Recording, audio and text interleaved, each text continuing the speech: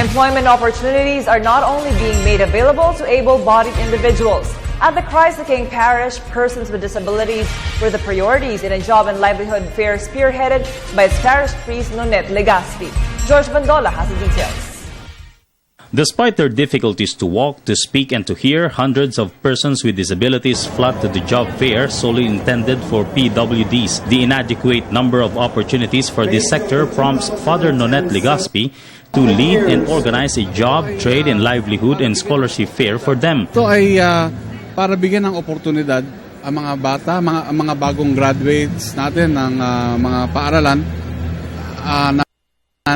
at saka yung mga matagal na nag-a-apply, naghahangad na magkaroon ng kabuhayan ng kanilang hanap buhay o ng kanilang opportunity na makapagtrabaho sa mga kumpanya. It may be hard for them to get a job, but the eagerness to help their families and prove their worth are the two main reasons that pushes these differently abled Filipinos to get one. This goes with the case of Cristel Gonzalez, a polio victim, and Kerwin Tamano, who is both deaf and mute. Ano yung trabahong gusto mong pasukan? Kaya mong gawin? Office work, clerical work, computer related.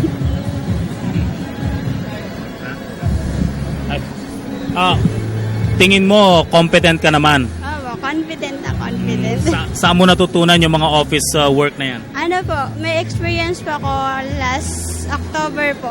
Nakapasok po ako sa isang company, National Youth Commission. Ako doon, 3 months na nag-trainee po. Kaya nagkaroon po ako ng experience. Yun po, naging big deal po. Kaya mas lalo pong lumakas yung loob po na mag-apply.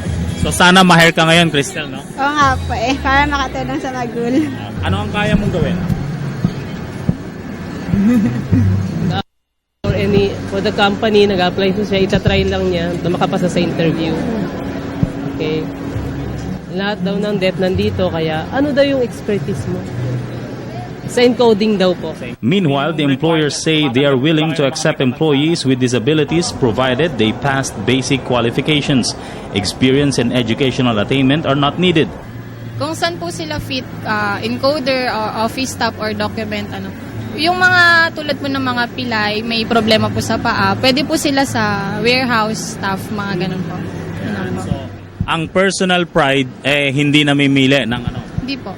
Tapos kung saan po sila fit kung saan po sila malapit, may company po na naghahanap doon sa lugar nila, doon po sila ilalagay. Information technology, may kinalaman sa computer graphics, ayan. Marami sa kanila din ang kailangan din ng manpower services.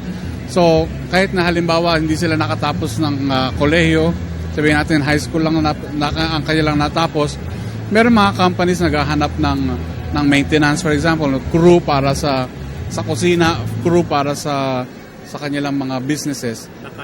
Nakaya kahit na ano pong kapansanan nila. For People's Television, George Bandola.